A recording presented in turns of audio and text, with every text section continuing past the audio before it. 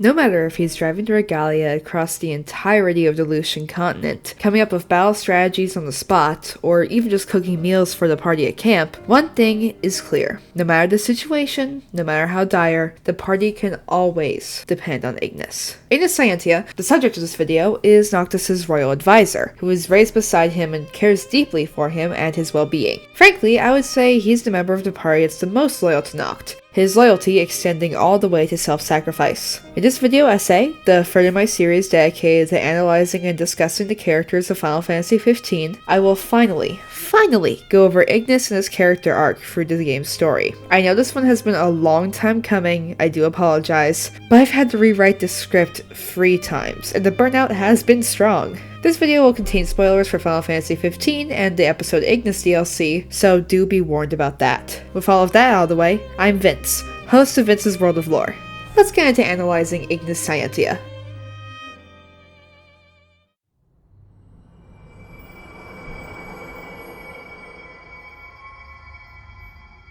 Listen well. A king cannot lead by standing still. A king pushes onward always, accepting the consequences and never looking back. That said, a king can accept nothing without first accepting himself. Should he stand still, I ask you to stand by him and lend him a hand, as his friend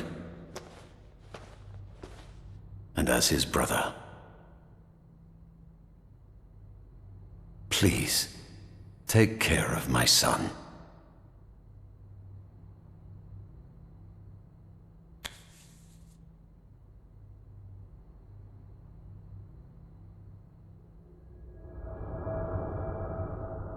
I'm afraid I must ask your forgiveness.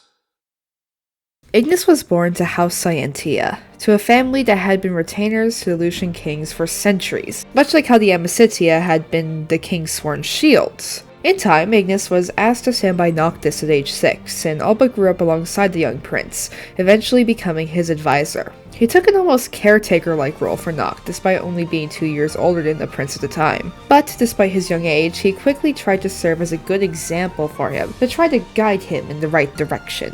On instinct, I kind of want to call out the fact that it is kind of fucked up for Regis to have bestowed this duty upon a literal 6-year-old, but what with Noct's mother being dead, Regis barely having time to be around for his son, much to his chagrin, and Noct having no siblings to speak of, it was probably a good thing that Noct had someone reliable to grow up alongside. Still probably not the best thing, but look at what Regis was handling.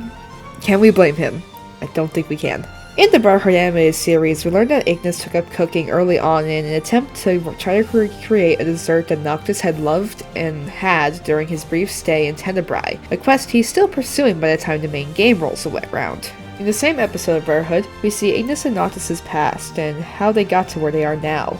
We see Ignis acting as a caretaker for Noct despite his own frustrations, going so far as to clean up Noctis' apartment in the past. He also hounded Noct about keeping up with his studies and tried to nudge him into caring more about the political situation in the Kingdom of Lucis, especially when it comes to the war with Niflheim. He seems frustrated by Noct, as he's seemingly just trying to slack off and ignore his responsibilities, and it comes to a head in a half-confrontation, half heart-to-heart, where Noct finally expresses that, yeah, he isn't exactly acting how a future king should, but he's partially doing so because of the fear he has of his father's death. It's likely a difficult burden to bear, seeing one's own father deteriorate so much due to the power of the Ring of the Lucii, and knowing that in time, Regis wouldn't be there to guide him. Wait a minute, this isn't a Noctis video, I need to hold off on that! Nonetheless, it doesn't really excuse Noctis' behavior by any means, but he and Ignis reach an understanding there, and the prince starts to take a more active role in his studies and the like, and the two grow closer and closer as time goes on, all the way to the beginning of the main game. In my opinion, the sheer weight of Ignis' devotion is more felt in the later half of the game, and his own DLC, but that doesn't make his character any less important in the early game. As we know, Noctis is tasked with heading to Altissia so he and Lunafreya can get married as part of the peace treaty between Lucis and Niflheim. His retainers are, of course, tasked with going with him and ensuring that he gets there safely. It's a little thing, but I'd like to note that Ignis is the first to readily agree in this cutscene. It makes sense, really. Gladio might be Noct's sworn shield, and Prompto is in fact his dear friend, but Ignis has so constantly been by Noctis' side since they were both young. Of course he's going to throw himself into this new task wholeheartedly, but, as we all know, the trip to Altissia isn't exactly an easy one. The group pushes the regalia too hard and too fast, and they spend the last of their money on the repairs and have to go off to get rid of some creatures while they wait for the car to get fixed. A little detail that I think is neat is, when at Hammerhead for the first time, Prompto points out that Ebony, a canned coffee that Ignis enjoys, seems to exist outside the city. It's not exactly a big character thing by any means, but I like that this friend group knows each other well enough that they can immediately recognize something that one of them likes and point it out so no one misses it. Another detail in the same vein is that sometimes when Ignis is driving the regalia, Noctis or Gladio will pop open an Ebony and pass it to him in the front seat. That's just an accurate depiction of a group on a road trip. It's neat. Fun little character moments aside though, we do quickly see that, much like Gladio, Ignis takes on a more protective role in the group. Instead of being a physical wall, though he does often put himself between Noct and danger when it comes to combat, he tends to be the most analytical, observant, and diplomatic. In the first mini-boss of the game, the fight against the Dual Horn, he's the one who calls out that the strike from Gladio didn't kill the beast. Wait a sec. What? Scared, big guy? You ought to be too. Thing's vicious. Sure.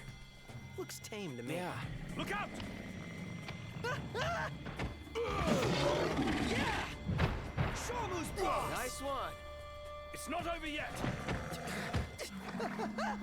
He often seems to be the first to come up with battle strategies, both as a game mechanic or in dialogue between the party when combat is first initiated.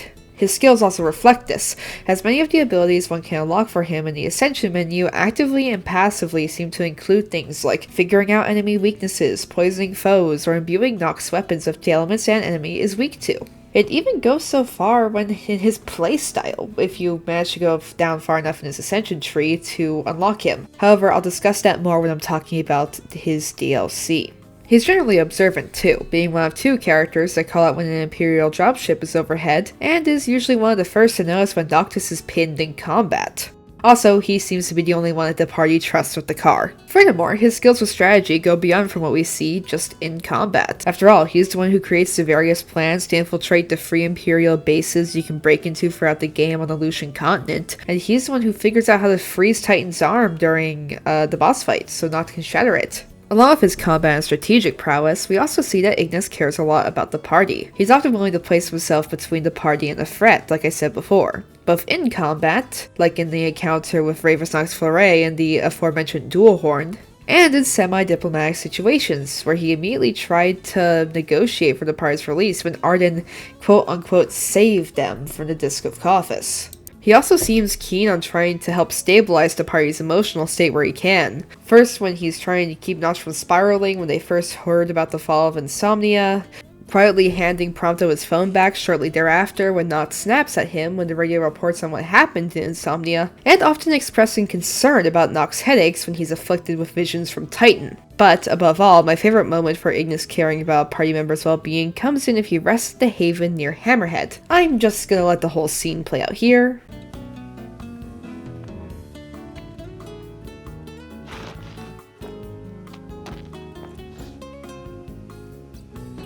Trouble you a moment, Noct?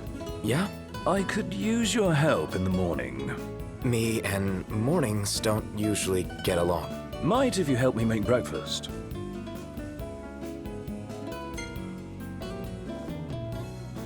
Most important meal. Well then, tomorrow it is.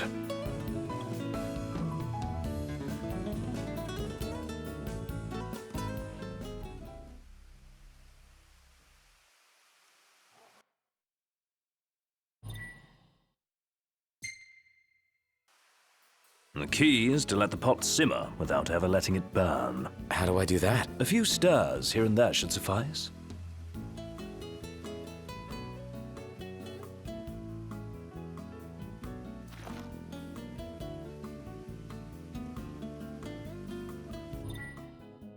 When's the last time you cooked anything?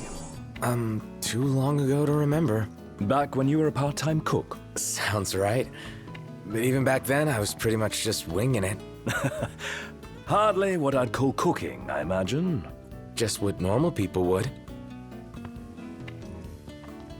Well, let's see how things are stewing.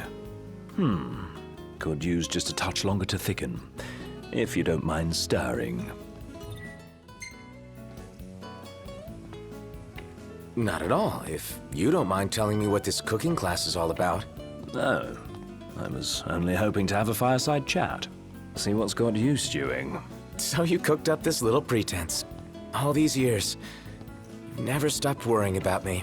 My royal duty per His Majesty. Your hobby. Now then, time for the taste test. Looks done to a turn. Excellent work. Taste for yourself? Sweet are the fruits of one's own labor. Not half bad. You must be eager to learn more of the culinary arts. Actually, I'm eager to leave the cooking to you. My half-baked scheme, up in smoke. How did you fancy returning to the stove? Can't complain. It's not so bad every once in a while. Just not first thing in the morning. No. The world at dawn is full of wonders. Yeah, can't wait to marvel at them all. Dawn tomorrow? I'll marvel at my own pace. You were a big help. Yeah, I'm good like that. Right. I like this one specific tour a lot. Ignis finding a moment and an excuse to slow things down for a moment and talk to Noct one-on-one just feels good. You can get a sense for just how much Ignis cares and probably worries about Noctis, even if he doesn't outwardly express it all the time. Suffice to say, Gladiolus is a wall that's there to protect Noctis and the party as a whole. Prompto's the heart of the group and the person that tries to keep morale up as things get worse and worse over time, but Ignis is the emotional backbone of the party. He cares so deeply about this group, especially when it comes to Noctis, and is willing to give so much to ensure all of their safety. One final thing before we move on to the next section of this video. There's something I want to call out here that'll be important in a moment, but let me just play the whole clip. Hey, Iggy, can your glasses take the heat? Well, I don't see why they shouldn't. Even if they couldn't, he'd still be alright. Yeah, Iggy's eyes ain't that bad. Oh, really? Yeah, my vision is passable without corrective lenses. Then why not take them off sometimes? Well, You don't get it, huh? Ignis likes his world to be crystal clear. indeed. I've never been one for ambiguity. Ah, I think I'm getting the picture now. If you're not familiar with the game and just put this video on to have as like background noise or something. Also, if you are doing that, I see you, kudos to you. I do the same thing while drawing. You might be wondering why I'm bringing this up. Why is this significant, you may be asking? Well, let's get into it. Just saying this in advance, this section will be more clip heavy because frankly, the cutscenes in this DLC are incredible. I want you guys to hear the emotion and stuff in the voice lines and the animation and the cutscenes. Kudos to all the voice actors in Final Fantasy XV and just everyone who worked on this incredible game. In time, the party does manage to make it to Altissia, but things, of course, don't exactly go well for our main party. They're so close to Lunafreya now, and Noct should have been able to forge a covenant with the Tide Mother with ease. But of course, the Empire didn't make it so easy, neither did Leviathan. In time, Altissia was turned into a war zone, Imperial forces attacking the Hydri in full force, Leviathan raging, Titan tearing Imperial dreadnoughts apart. Gladio, Prompto, and Ignis weren't having an easy time getting to the altar, and of course, their attempts there simply weren't going to go according to plan. Noct! Do you read me? Do you know if he's okay? Trial should be over by now, right? Can't tell a bloody thing from here.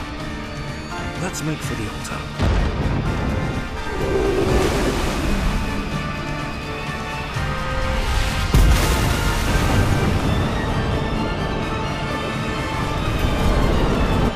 Look out!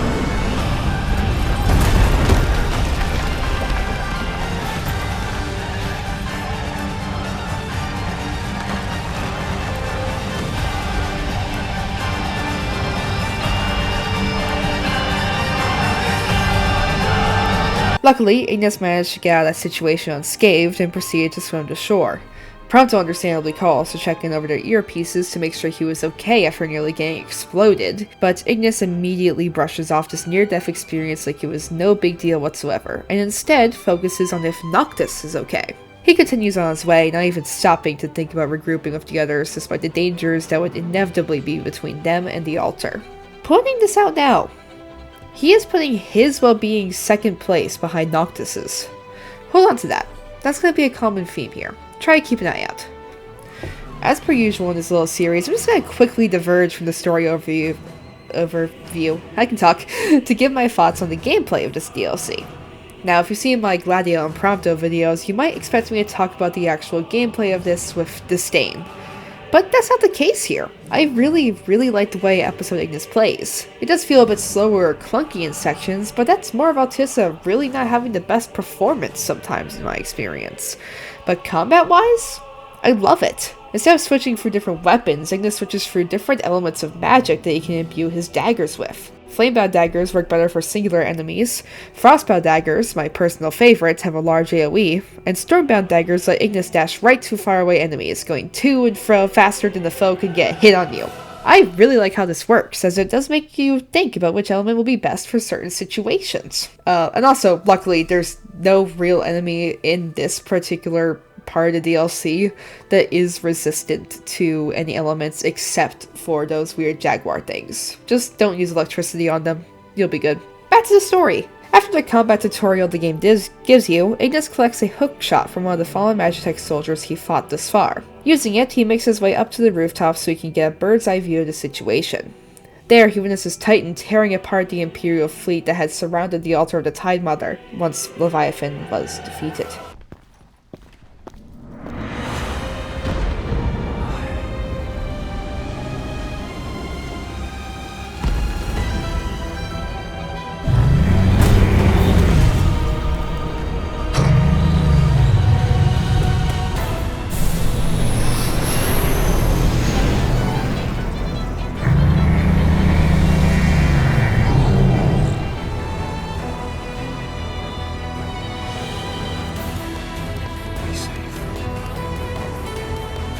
As he jumps into the fray, Ignis then gets a call from Wescom, who informs him about the imminent danger the Empire poses to both Titan and Noctis, and also tells him about a bridge that could take him straight to where he needs to go. So off Ignis went, with no hesitation or mind for his safety whatsoever, though he does check in with Gladio and Prompto after calling the secretary to ask for help with protecting Noct. In time, Ignis manages to fight his way through a myriad of Imperial forces and makes it to the bridge.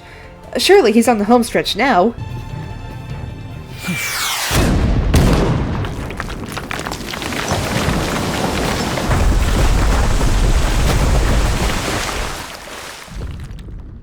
Well then, that was a close call. That's the second time in an in-universe hour that he nearly got blown up. Seems like he's lucky. Then again, the plot of the main game requires him to live. But there's no time to revel in that victory yet. He then has to take cover as he overhears a conversation between Ravos Nox Foray and Caligo Uldor, the Niflheim Empire's High Commander and Brigadier General respectively. Have you located the ring yet, Commander? And what of Luna Freya? Both, High Commander, but our forces are unable to extract either at present. We've no way of approaching the altar so long as the Archean stands in our way. Gods are on his side.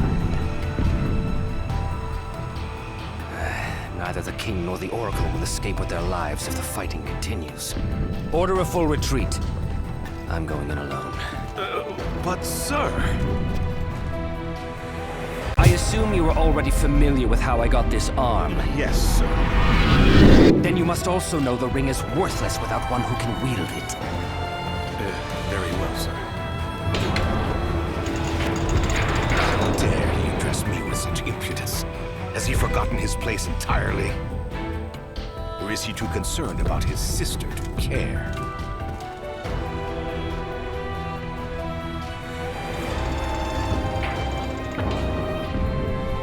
It seems like Noctis and Luna Freya's situation just got a lot more dire, and Ignis really has to race the Empire to the altar of the Tide Mother. Though Ravus doesn't seem to be entirely sinister in his motivations, while his clear concern for Luna, his sister.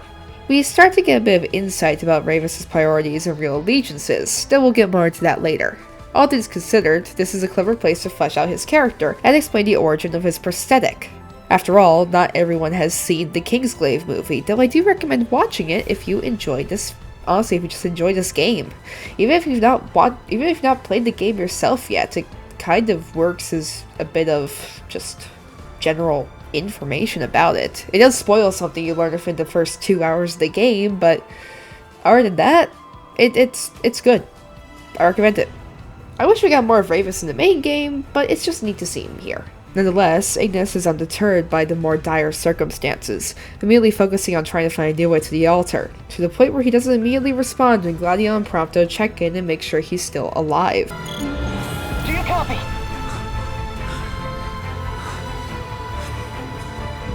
Ain't a hard question, Iggy. Do you copy? Yes or no? Yes, I copy. Then speak up next time. Look, I'm just as worried as you are. But we can't go losing our heads. If we want to save Noct, we gotta keep it together. Yes.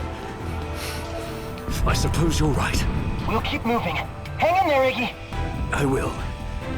Thanks.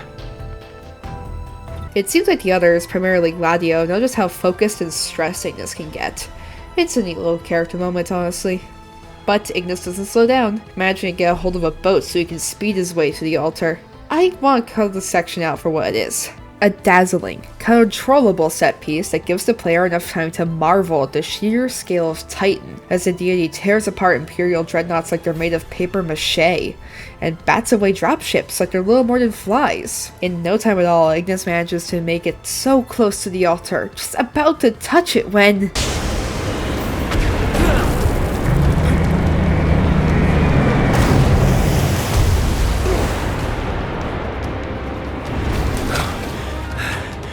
Ah, right, this is a video game. Things can't ever be so simple.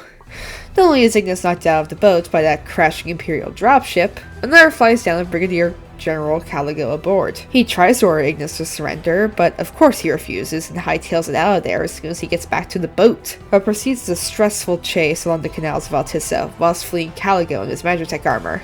And Ignis doesn't even quite shake him when...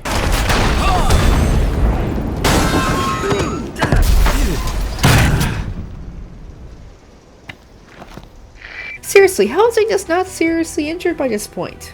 Putting his miraculous lack of life-threatening injuries aside, he's still pitched into the fray against Caligo's Magitech armor and a squadron of Imperial soldiers. It's cathartic, really, as in the main game, he was the one who killed Jared, that kindly old man at this hotel in Lestalem. It was never really mentioned in the main game that he was the old man's murderer, so it's nice that we got clarification during this fight. Though despite how deserved this fight is and how much the player might be wanting to punch Caligo's face in, it's not Ignis who deals the final blow.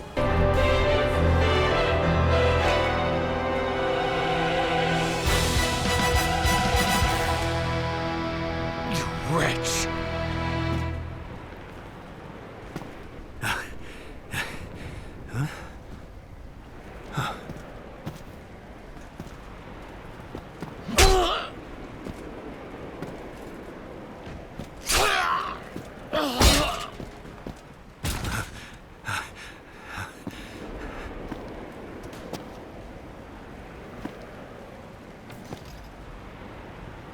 Ravus.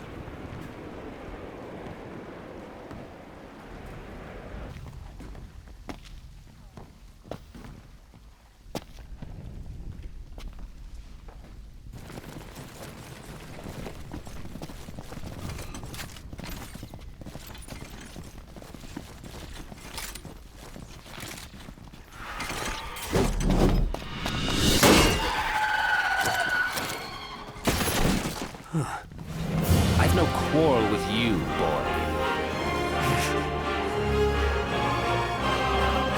Join me. I can secure us a way to the King and the Oracle. How do I know I can trust you? Have you any other options? You have a point.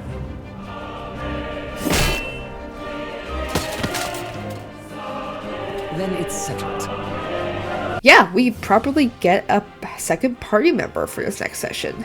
It seems like Ravus is truly concerned for Lunafreya's well-being and is willing to ditch the Empire the second that it thinks it seems that his former allies would harm her. Hell, he's even willing to team up with Ignis to ensure her safety. Guess they do have similar goals after all. I really like this.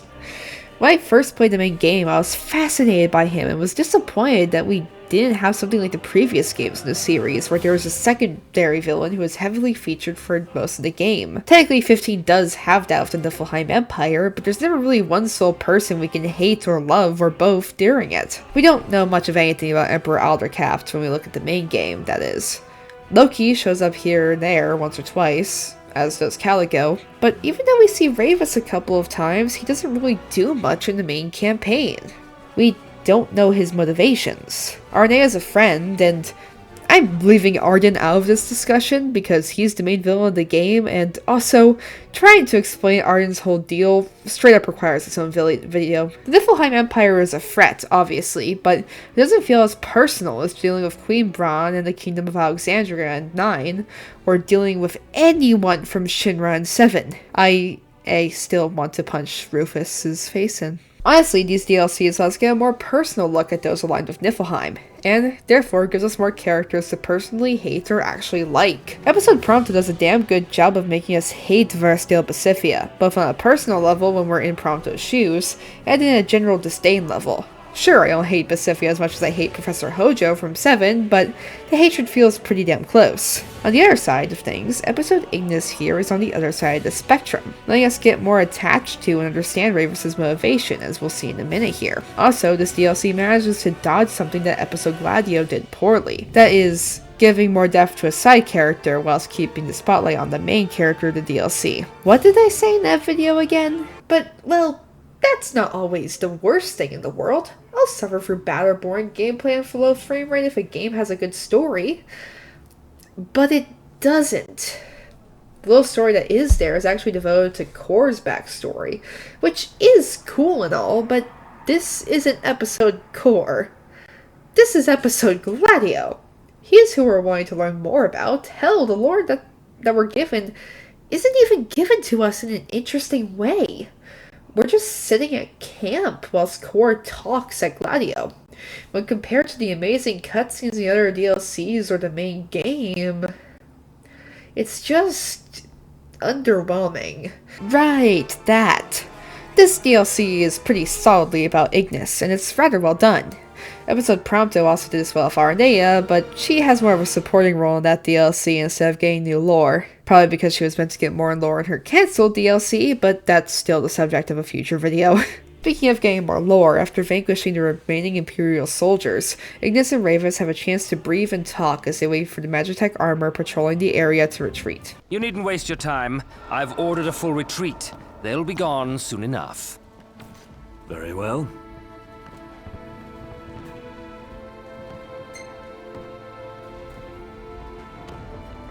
Why turn against the Empire? Why now? My sister's life is at stake. Is that not reason enough? Oh. The paths we tread may differ, but the blood coursing through our veins is one. So too is our calling. I must protect her.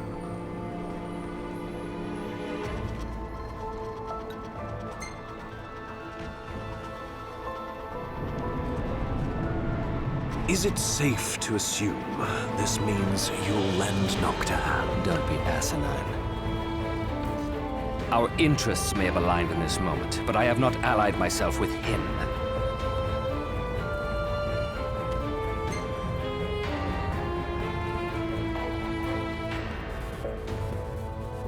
What of it? I have doubts that you were born with a prosthetic. Your doubts are correct. I once believed it was I who was destined to dispel the darkness. This is proof I was wrong.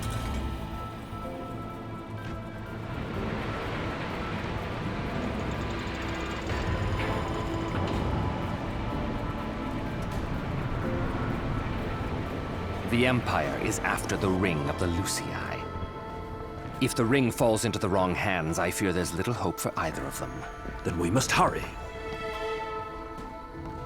Little note from script writing Vincent here. It's taking so much self-control to not write like a whole ass essay about Ravus here, because his motivations are so interesting and this DLC fleshes him out so well. But I'll save that for the inevitable video about him. But I gotta say, I like how well Ravus is handled here.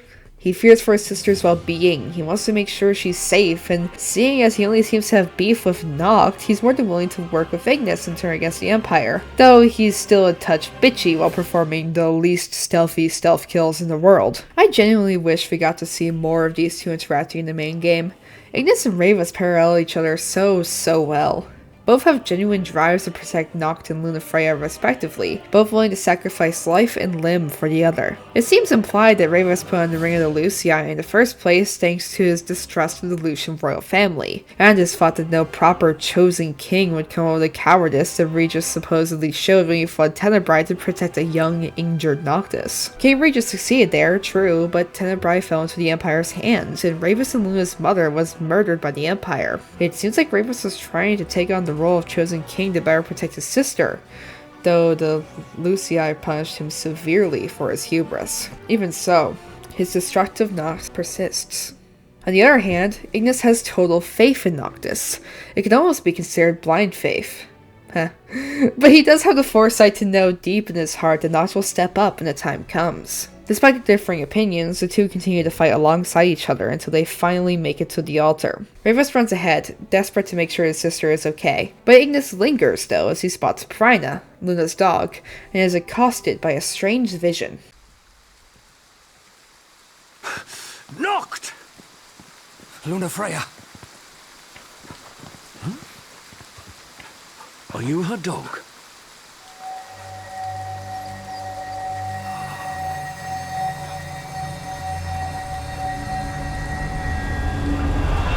A power greater than even that of the Six, purifying all by the light of the crystal and the glaives of rulers past. Only at the throne can the chosen receive it, and only at the cost of a life, his own. The King of Kings shall be granted the power to banish the darkness, but the blood price must be paid. To cast out the usurper and usher in dawn's light will cost the life of the chosen. Many sacrificed all for the king, so must the king sacrifice himself for all. Now enter into reflection, let the light of providence shine within.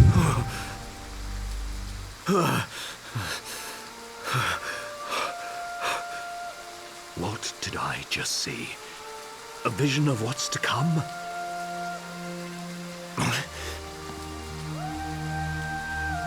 There's something incredibly heavy about Ignis, the man who has been so devoted to protecting Noct and serving at his side, both as his retainer and his friend, being the first to know the truth about what it means for Noctis to be the chosen king. He sees as dear friend, the one he's been so focused on protecting and guiding to be the best king that he can be, is nothing more than a sacrificial lamb. Sees as dear friends will die a premature death for the good of all. He has to bear that for the rest of the game. Did he tell the rest of the party? If so, when? Maybe during the 10 years of darkness? How long did he just bear this in silence? I wish we got more information about that, but I kind of like the fact that it's left up to interpretation. I could write an angsty fanfiction about this. However, Ignis barely gets any time to process this information as he makes his way to catch up with Ravus when things go south. Noct!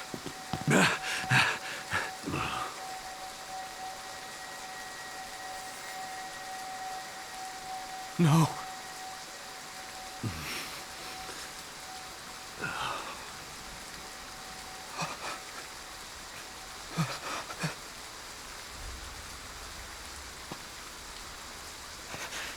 First, the Lucians stole from me my mother.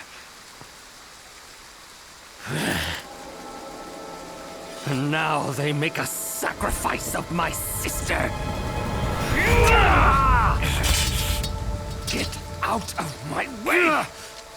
What are you doing? What I should have done long ago! Ridding us of this menace!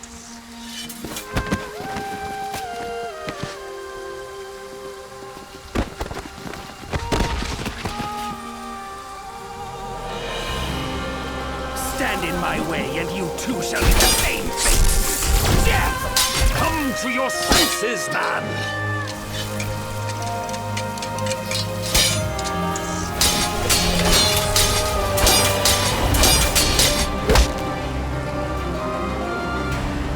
I understand the pain you must be feeling. But Noct isn't the one who did this to her. Oh yes, he is!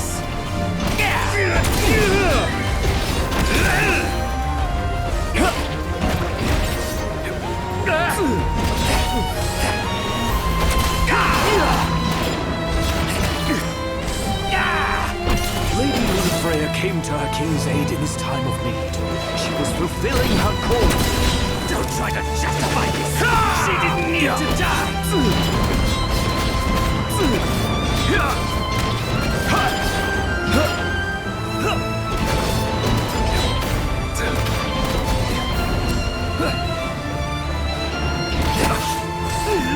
Kill him, and her sacrifice will have been for naught. Kill him, and you kill her hopes for the future. What is there in a future that my sister will never see? Step aside now, or I'll cut my way through.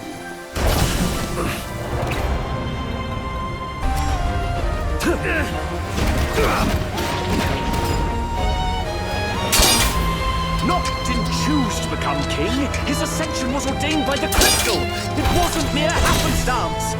It was a mistake, one that must be corrected. You, of all people, must understand how Noct feels.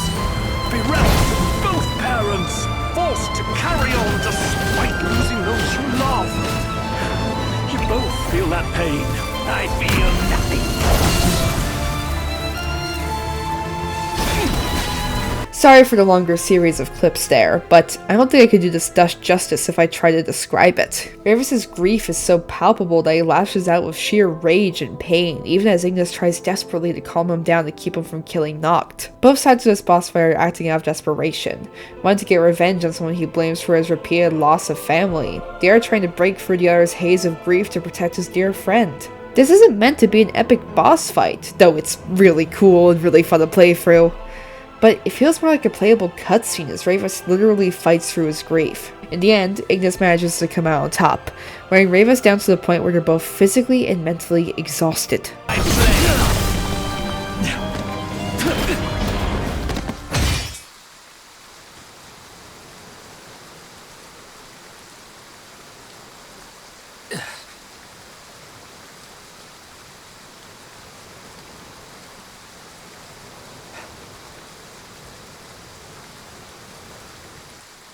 I always knew.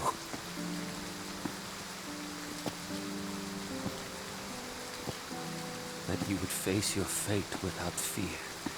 Fulfill your duty without regret.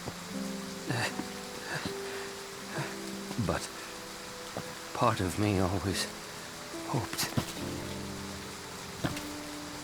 that I might see you happy one day. Your burdens lifted. Free to live and love as you please. You would have made a beautiful bride.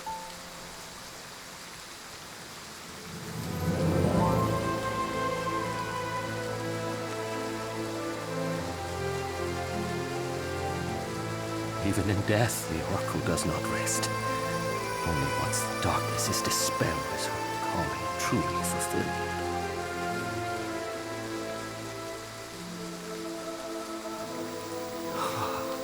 And as in life, I know she will confront that challenge with a smile on her face. Oh, sister, please don't go. Please don't leave me.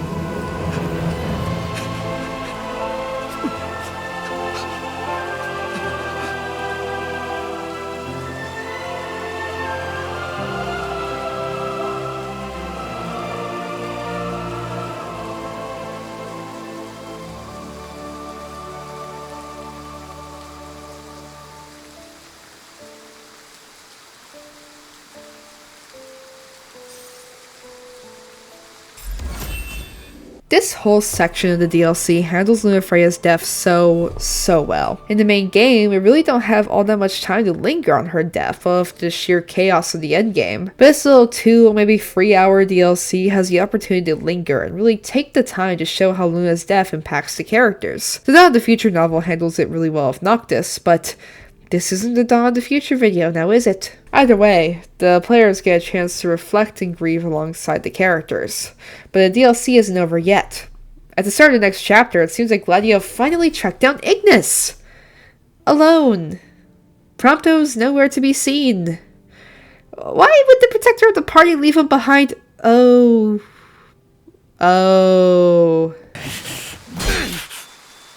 You, Arden. Oh dear. Was I that transparent?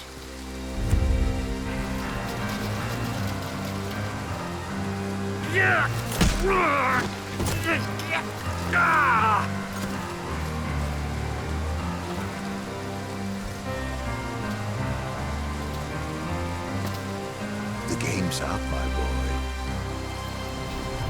This caught me and my friend off guard when I played through this for the first time. We just didn't expect Arden to be a factor here.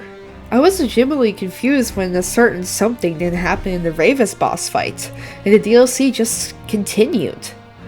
Kudos to Square Enix for subverting our expectation there.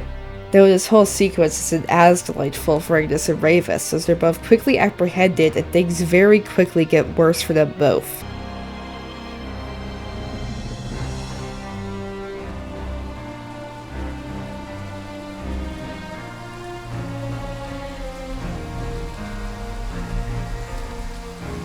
Come now, why not follow your liege's lead and stop resisting?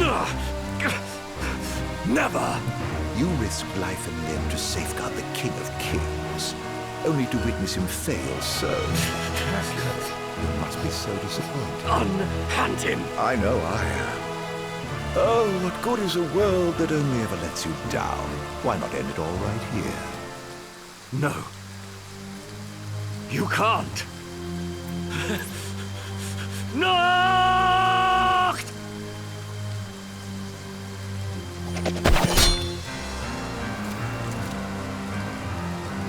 My, you two certainly have become fast friends.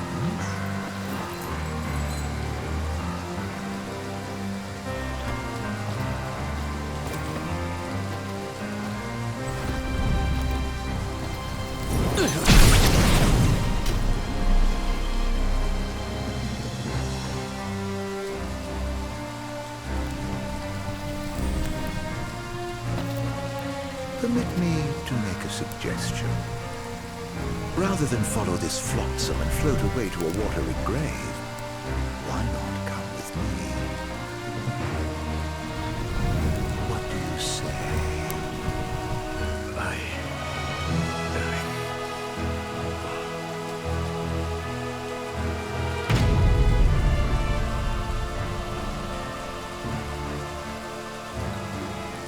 I find it fascinating that, again, Ignis is the first person to really learn about the true nature of things when it comes to everything surrounding the prophecy of involving the Chosen King. Not only has he seen just how Noctis is gonna die, but now he's the first person to actually see some of Arden's real power. Think about it. Up until this point, the most the party has seen from Arden is his political power. They don't know that he's immortal or of the Lucis Caelum line. They don't know about his demonic abilities whatsoever. Hell, the most antagonistic thing he's done up to this point is kill Luna. That's it. Aside from that, this is the first and only example, in-game at least, of a choice that can lead to an alternate ending. Technically, episode Prompto had an alternate choice, that being whether he burns the barcode on his arm, but that doesn't really impact the game. Though looking at his model in the main game, it does look like he did try to burn it off. Episode Arden also technically has one, but it kinda got scrapped since the final 3 DLCs were scrapped. Any build up to an alternate ending was lost there. And I'll be honest, at the time of writing this part of the script, I have not been able to beat the alternate path for this DLC. Straight up, I've been unable to beat the final boss of that part of the DLC, so I'm saving up discussing it for later in this video. Hey me, from the future, how'd that go? Welcome to an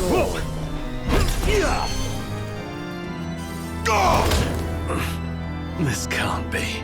For the sake of this video, we'll choose the option to fight back. When we do, Ignis forces himself to his feet and seizes the ring of Altissia. Before, well, you know how I pointed out that Ignis keeps on ignoring his own well-being so he can try to defend Noctis? Take that as a no. I swore an oath to stand with Noct and keep him safe. Whatever it takes, I will protect him. I wouldn't do that if I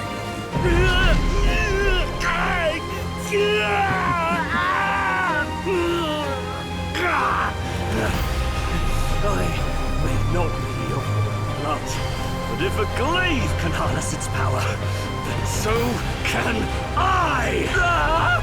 Kings of Lucis, lend me your strength!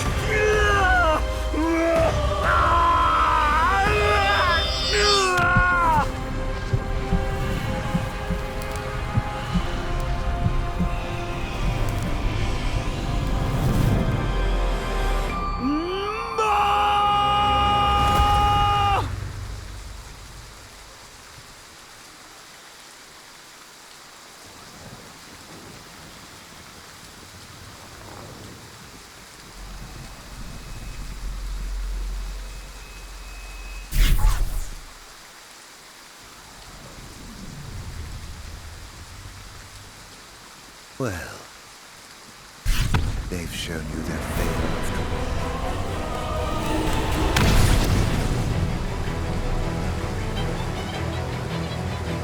Well, if you're so keen on keeping them safe, I'd like to see you try.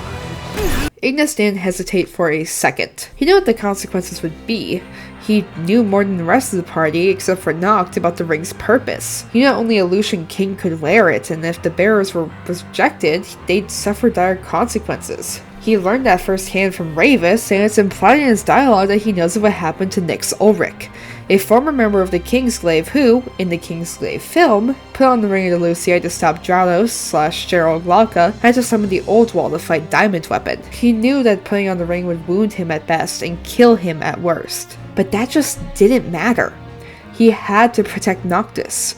And of how the cutscene briefly has the effect of a film or a photo being burned, it's safe to assume that Noctis was the last thing he saw. It's not explicitly said in game, but it feels pretty damn safe to assume that he just fought Arden blind.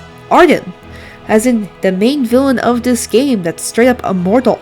And sure, for this fight it's pretty clear that he's just toying with Ignis. He doesn't even call upon his greatsword, much less the armature. But he gets HP knocked down a good bit before the enchantment of the ring wears off. Ignis cares so much about Noct. He, throughout this game's story, never falters when it comes to trying to protect and shield him.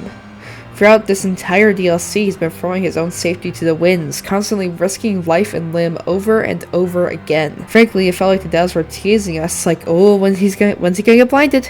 Who's to say? Here, watch him nearly get maimed repeatedly. This DLC has you stressed for Ignis' well-being, but he himself puts it to the side. He has to protect Noct, has to get to the altar, has to ensure that he lives, even when he learns that he's destined to die young anyways. Mercifully, he isn't killed in the Duel of Arden, and the Empire backs off, leaving he, Noct, and Ravus alone.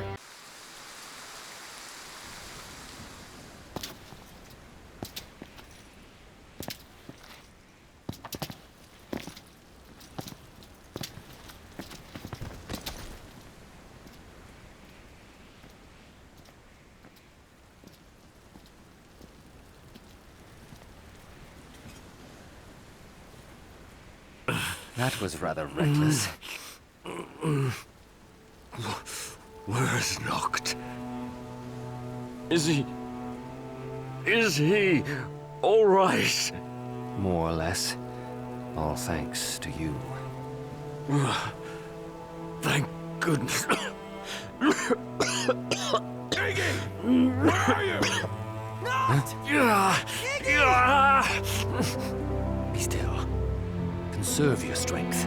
You've a calling to fulfill. Noct! As do I. May fortune favor us both.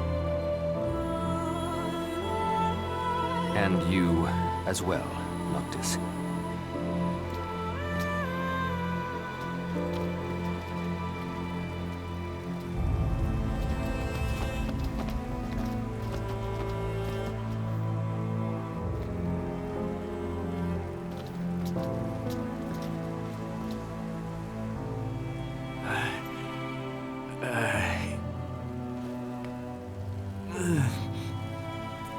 Please, forgive me.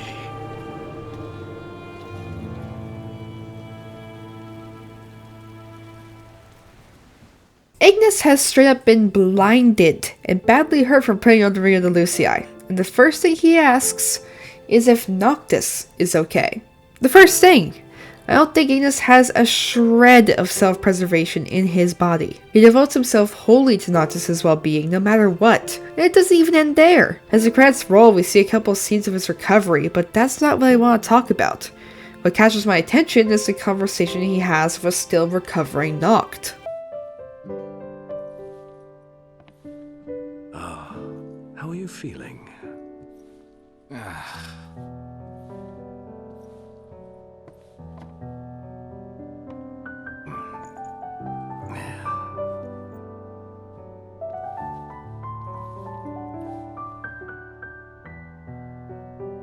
Noct. Perhaps it might be best if we brought our journey to a close. Why? It's just that, we've already lost so much. Too much. Are you kidding me? That's exactly why I have to keep going. Because if I give up now, their sacrifices would have been for nothing. And you of all people. You should know that better than anyone.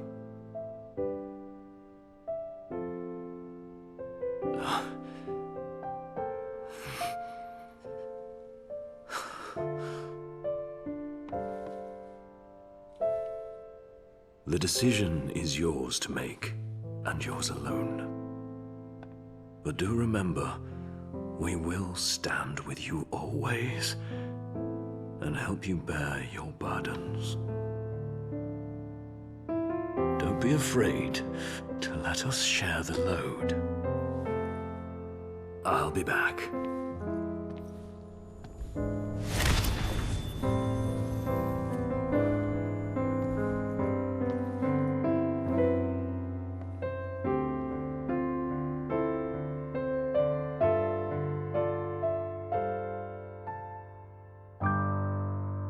Ignis knows the world is at stake. He knows what Noct has to do. He knows the prophecy, knows that the chosen king is meant to purge demons from the world of Eos. But even so, it seems he can't bear the thought of losing him. He is, in that moment, willing to sacrifice the whole world for Noct's sake. And frankly, can you blame him? Can you imagine having walked by and worked alongside close friends since childhood, shielding and trying to help them where you can, only to find out that they're not destined to live a full life? That their days are numbered, that they're a lamb who's been led to slaughter, and you and the rest of your friend group have been the ones to lead him there? Hell, can you imagine knowing that not only is your friend going to have a painful, slow death to save the world, but it seems like that they're going to be dying alone with only ghosts keeping them company? The same ghosts that'll drive weapon after weapon into your friend's heart? Why wouldn't Ignis try to dissuade Noctis from continuing on? Still, he doesn't argue. He doesn't even tell anyone about the vision he had. I think he keeps the information to himself, and just agrees with Noct, promising to stand by his side. This DLC ends with a heart-wrenching scene set 10 years after most of the main game, the night before the Forest Storm Insomnia.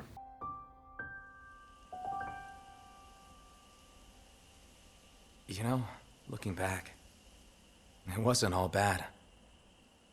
I suppose we had some fun along the way.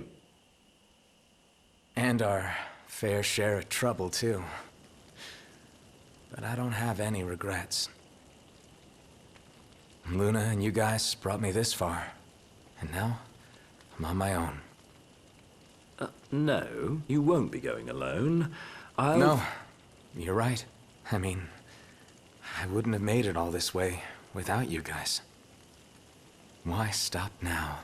In the end, I might not have you at my side, but I'll always have you in my heart. Thanks. Thanks for everything, Iggy.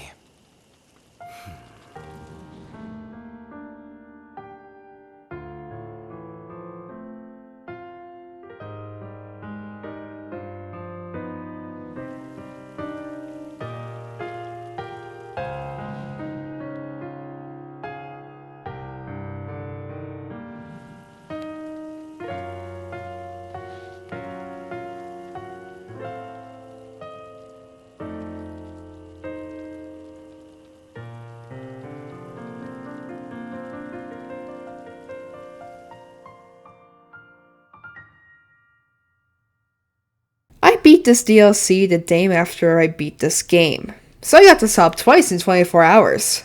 I don't really know what I can say about this scene. The parallels to when they first met, the heartfelt exchanging of words, Ignis shedding a few tears, knowing that within a day his friend will be long gone.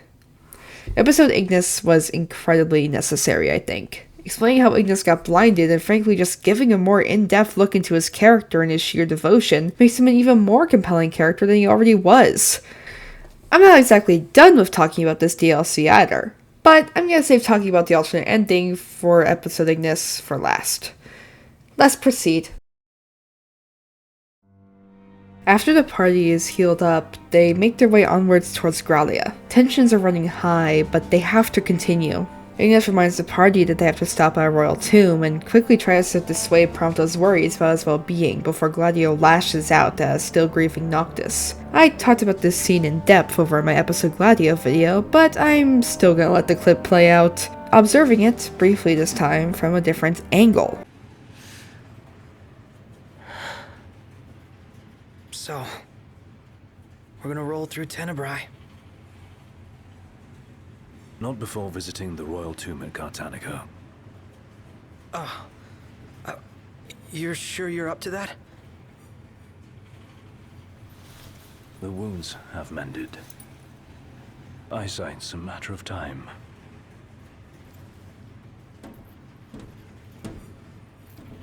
The hell is wrong with you? What? We're not stopping in Tenebrae. You need to grow up and get over it. I am over it. I'm here, aren't I? Maybe when you're not too busy moping, you can look around and give a shit about someone worse off than you. Let go of me. How's that ring fit you? You rather carry it around than wear it? She gave her life so you could do your duty, not so you could sit around feeling sorry for yourself. You don't think I know that? You don't! Ignis took one for you too. And for what? Enough, Gladio. You think you're a king, but you're a coward. Shut up! Don't do this! I get it, all right? I get it! Then get a grip. Pull your head out of your ass already.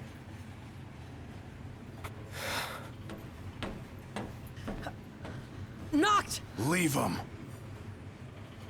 Ignis and Prompto aren't the ones up in arms about Noctis withdrawing and grieving, but Gladio, who seems to lash out when under duress as opposed to how most of the party seems to repress their emotions, granted both sides are mentally healthy, but still, lashes out at Noctis. I want to point something out here though.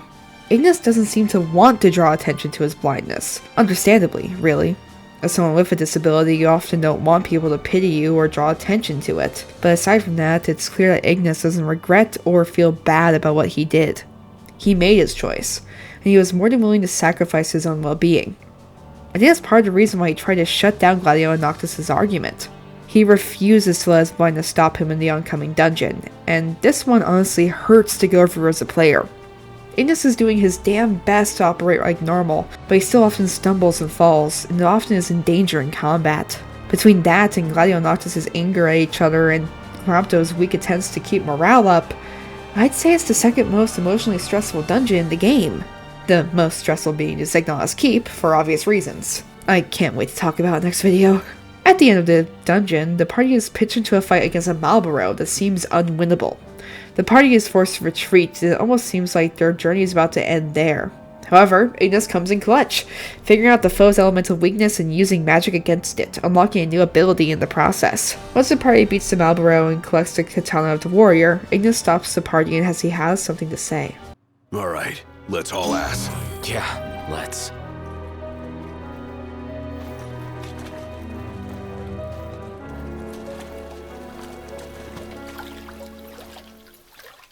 A moment. Is everything okay? It bloody well isn't. And I won't suffer this pointless bickering in silence any longer.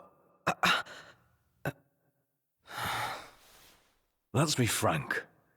My vision hasn't improved, and probably won't. Yet in spite of this, I would remain with you all. To the very end. Sorry, but I object. War is a matter of life and death. But we'll be there. It's not about us looking out for him. Uh-huh. Well, then he should be free to choose. There's more to it than just what he wants. I know full well. I won't ask you to slow down. If I cannot keep up, I will bow out. What says His Majesty? Noct, you are king. One cannot lead by standing still. A king pushes onward, always, accepting the consequences and never looking back. Gladio, Noct will take his rightful place, but only once he's ready.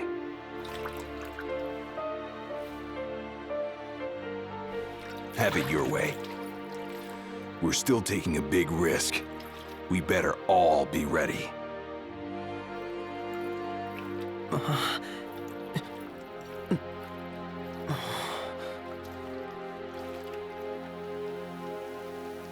First off, thank God Ignis has spoke up. Hearing Gladio and Noct so constantly at each other's throats and Prompto's weak attempts to try to keep up the morale just hurt. This group is so close, it just sucks to see them at each other's throats. Hell, it hurts to see Gladio briefly act like they're gonna ditch him. War is a matter of life and death. Motherfucker, do you want to leave Ignis behind? In Niflheim territory? Alone? I was so pissed the first time I played this game, I swear to God. But I'm glad Ignis spoke up the way he did, agreeing not to push his limits and to bow out if he slows the party down, before doing his best to stop the argument between Noct and Gladio, with how he remains the former how a king should act if King reaches his own words, and tells the latter that Noct will step up in time, it's just not something he can be pressured into. Frankly, I think that that's something that someone should have told him earlier, but that's my own bias talking. But, if anything, the party is well on their way. Friendships seem to be mended, and it seems like nothing will go wrong on their way to Tenebrae. Fuck. Well, as we know, things aren't ever so simple in this game. Arden fools Noct into attacking Prompto, eventually shoving him off the train. Noctis is understandably distraught and pleads with Ignis to stop the train, but he, ever the reasonable one, points out that doing so would just endanger the passengers, and it's likely the Chancellor brought Prompto to the imperial capital of Gralia. Once again, in a dire moment, Ignis is the one calming Noct down, thinking logically and offering a better solution. The game continues as normal, the party continuing to work together and fight all the way up to making it to Gralia itself. There they have to flee the train, with demons on their heels and no access to their weapons. Things get even worse when rubble in the ruined city crashes down, separating Noct from Gladio and Ignis, though the two do get some so-called help. Up. Is there a way forward? Well, there's a way, but I don't see us going forward without facing off with the demons. But now Noct is facing them alone. There must be some way we can help him. Perhaps I could be of service. What are you doing here? Why, I come bearing gifts. The hell? See? Gifts. Now, I believe a thank you is in order. For what? Another one of your stupid tricks? Here I am, helping for a change, but I can see I'm not wanted. I'm loath to trust him. Same. But at this point, we need all the help we can get. Thanks to Arden's generosity, I hesitate to call it that with my full chest, but nonetheless, the two worked their way through Ignis Keep, trying to catch up and find Noct. Along the way, they find that Arden proceeded to trick and kill Ravis, who had turned over a new leaf and was trying to return Noctis' sword to him. Well, Noct's dad's sword to him. But it was a tragic end for a really interesting character that deserved more screen time. They also encountered the demonified Emperor Aldercapt, who they were forced to fight, before finally making their way back to Noct, rescuing him, and later rescuing and reassuring a beat-up Prompto. But it's not a happy reunion for long. The party is soon forced to fight a now demonified Ravis, one of the most horrific bosses in the game, honestly, before a seemingly unending horde of demons descends upon them. Then, Noct is forced to retreat and seek out the crystal whilst the rest of the party fends for their life. They escape with their lives, of course, and survive the next 10 years of darkness. Ignis himself investigates the various royal tombs in an attempt to understand the prophecy and their foe. And by the time Noctis returns, they make their way to Insomnia, and the game soon ends. Ignis' story is one of devotion and loss. Loss of safety, his home, his eyesight, and finally his best friend. Loyal to the end, never shirking his duties, never backing down. I think that even though Noct's death would have affected the whole party, I think that hurt Ignis the most. He's known him the longest. He's had years to dread it and so little time to make the most out of it. The last days Ignis and Noct spent together were filled with danger and strife. At least he got to make one last meal for him and the rest of the party. Final Fantasy XV, much like other Final Fantasy games, has such a tragic ending, but what if things went differently? What if different actions were taken? Would more people die? Would less people have been lost? What about injuries? Would Ignis have gotten blinded? Could tragedy have been avoided? That is what the alternate ending to episode Ignis discusses. So let's back up a bit, all the way back to the choice we were able to make near the end of the DLC. Should Ignis fight back against Arden, or should he actually take the offer? Well, when you accept it, Ignis finds himself in Ignis Keep. Prompto wasn't kidnapped in this timeline. Things are already different there.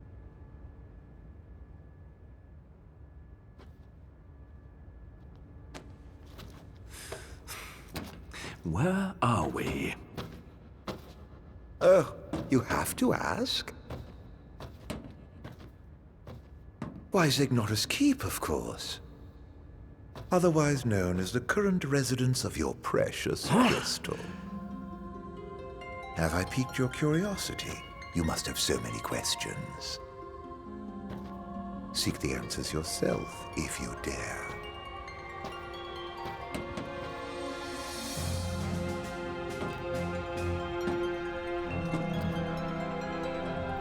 If his word is good, then he's brought me to Gralia. The question is why? What's his game? Ignis cautiously proceeds onwards, carefully picking his way through the suspiciously quiet Imperial capital. As he proceeds, given a vision by and hears the voice of either Shiva or one of the previous kings of Lucis. Maybe the rogue? I'm not sure, the voice sounds similar though. This visage and this message starts to give Ignis a clearer picture of who Arden is, though with a couple details changed. I'll talk about more in depth in my Arden video and the one I want to make about the Dawn of the Future novel, but honestly, the voice's words aren't completely honest. Arden wasn't quote-unquote impure of heart. He was chock full of the Star Scourge, but that was thanks to the abilities he was given by the gods in the first place. Some people have claimed that this gets retconned later in episode Arden and complained about the series being inconsistent, but I think this is a deliberate writing choice.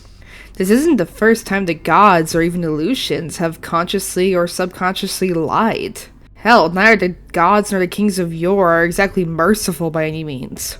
But I'll save that ramble for another day.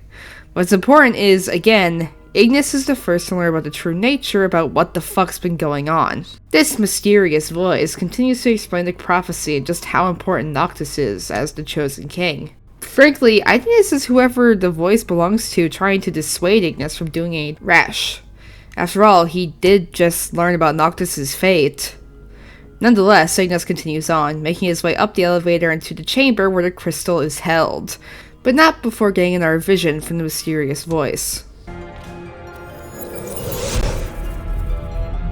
Once the sacred ring is replete with power, the true king will complete his ascension. Only then can he banish the blight upon our star. By the power of the light alone is the chosen king made manifest. With the glaive of kings, the stone of legend, and the ring of light in hand, the chosen's power will surpass that of even the gods themselves. By that self-same power, with the true king as its vessel, the darkness shall be purged from our star, and dawn shall return to our world once more.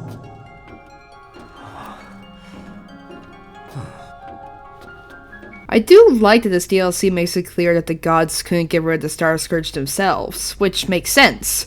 If you look at the German translation of the game, it states the Star Scourge originated from the meteor at the Disk of Cophis, the very same meteor that was cast down by the gods themselves in the age before they went to sleep. If the gods are the source of the demon infection and let it get out of control, it explains why they can't stop it. I mean, maybe Bahamut could, but as we've seen in the Dawn of the Future episode Arden, in that one super important scene that was cut of Noctis at Angel Guard, he's not exactly benevolent. Despite all that though, Ignis manages to make his way to the crystal where he is confronted by Arden.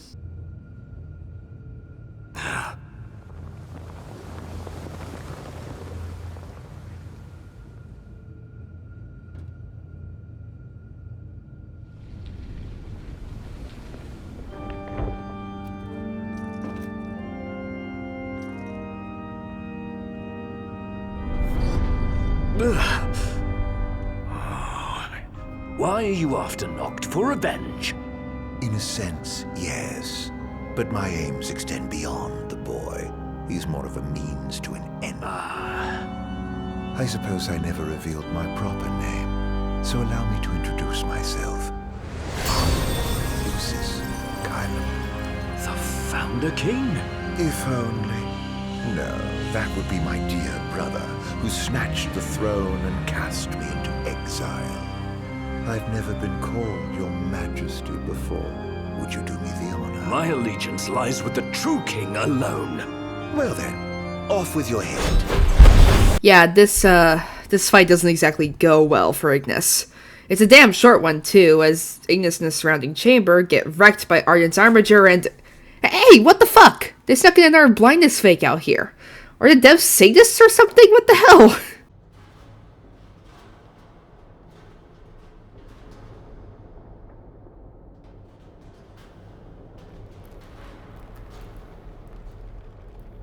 You see, the revenge I seek is not upon the boy.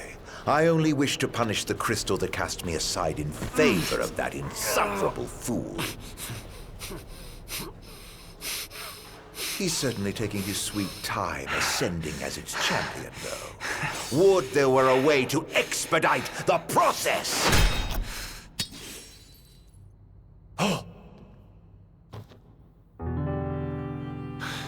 This world means nothing to me.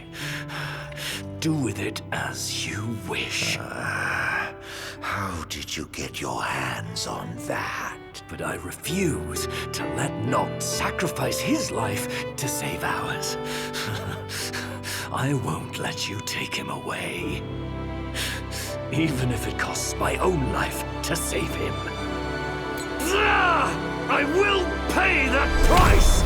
Once again, remember what I said about Ignis being self-sacrificial and that whole thing where he tried to dissuade Notch from continuing on the quest that would quite literally kill him? He takes it to a whole new level here. He refuses to lose Noct, no matter what, even if he has to damn the world or himself to save him. It doesn't matter, he has to try. What comes next is the hardest nails boss fight, as Arden is actually taking things seriously this time around. Using the full armature, warping here and there, calling forth a goddamn scythe somehow, using some of his demonic abilities. There's a laser for some reason?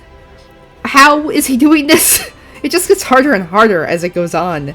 To make things worse, the boss fight's kind of on a timer. When you get knocked down to 0 HP, this pops up.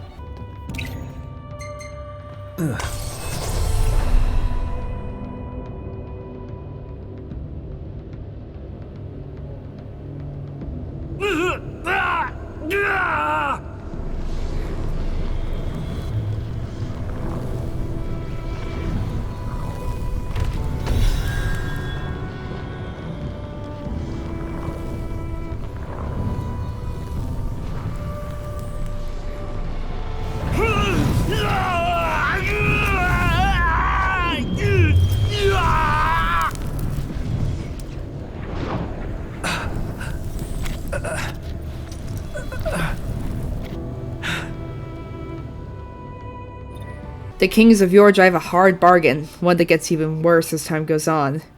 Word of advice if you're going through this fight. Flamebind is your friend. It's the best to use on a single target, especially for its total clarity.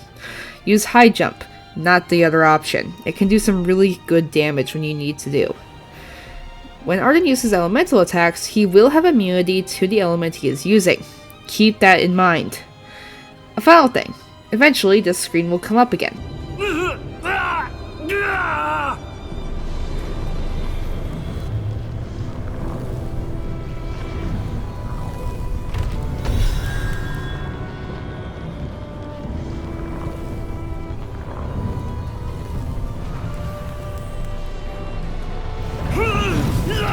For as long as the game allows it, keep choosing risk. Giving up will give you an instant game over, and choosing to sacrifice your life early will give you only 4 minutes to beat the rest of the fight. Hold out on choosing sacrifice for as long as you can, and you'll be able to get Arden's health bar pretty low. Lore-wise, eventually Ignis agrees to die in exchange for unlocking the full potential of the ring's power, paralleling Nyx's choice in the Kingsglaive film. He throws everything he has at Arden, eventually taking him down, but we know that's not exactly permanent.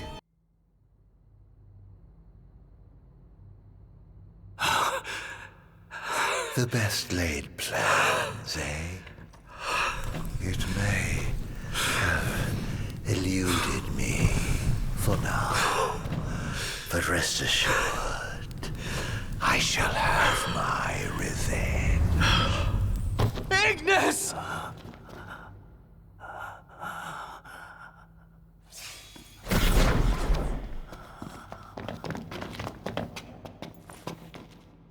Knocked.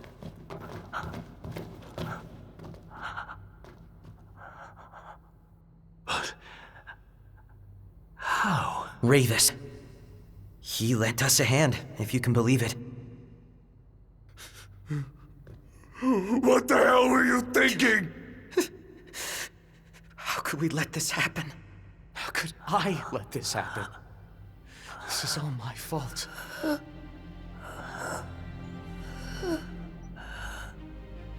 No. If I'm really some kind of savior, why can't I save the ones I love? I'm sorry. You guys have stayed with me this whole time, and all it's done is caused you pain.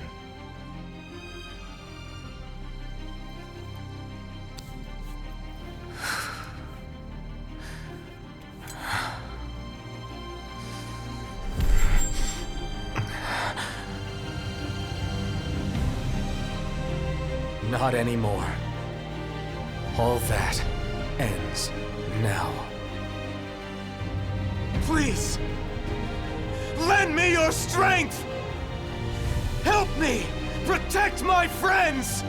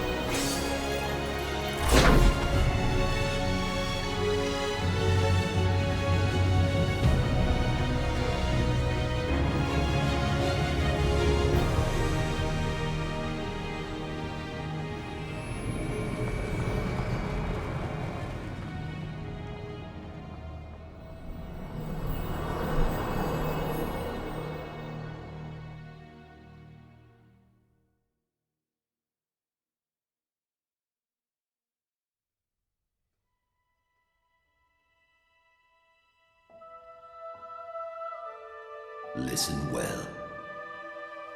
A king cannot lead by standing still. A king pushes onward always, accepting the consequences and never looking back.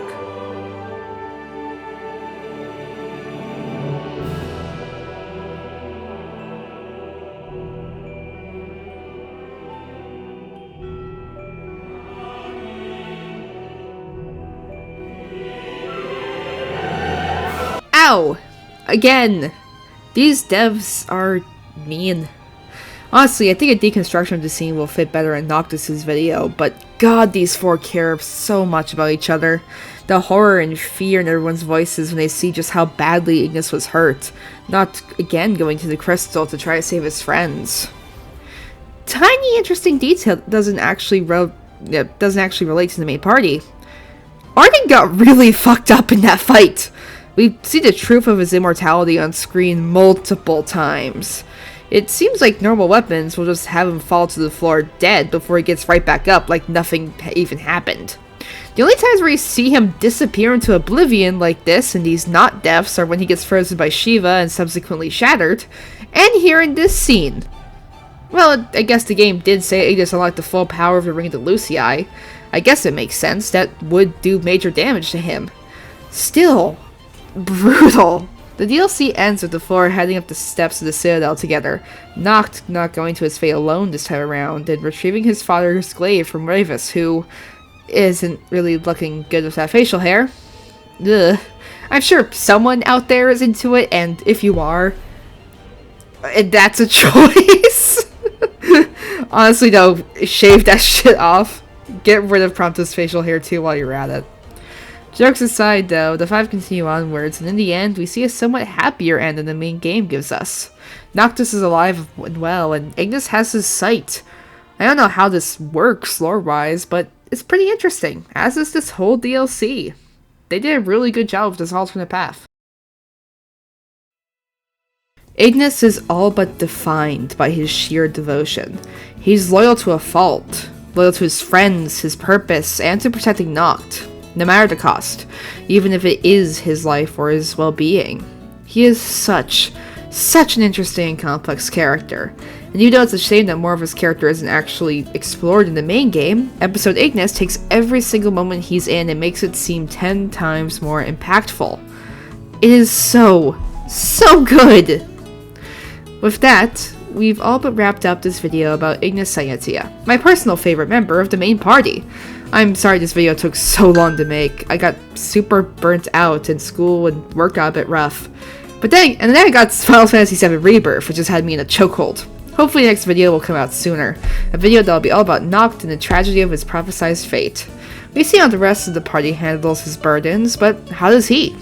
In the meantime, if you enjoyed this video and maybe you want to see more like this one, maybe consider hitting the like and subscribe buttons down below. I have 2 other video essays up on this channel as I've mentioned before, and I do intend to make more for Final Fantasy and other games and media. Either way, thank you all for watching, and I hope you have a wonderful day.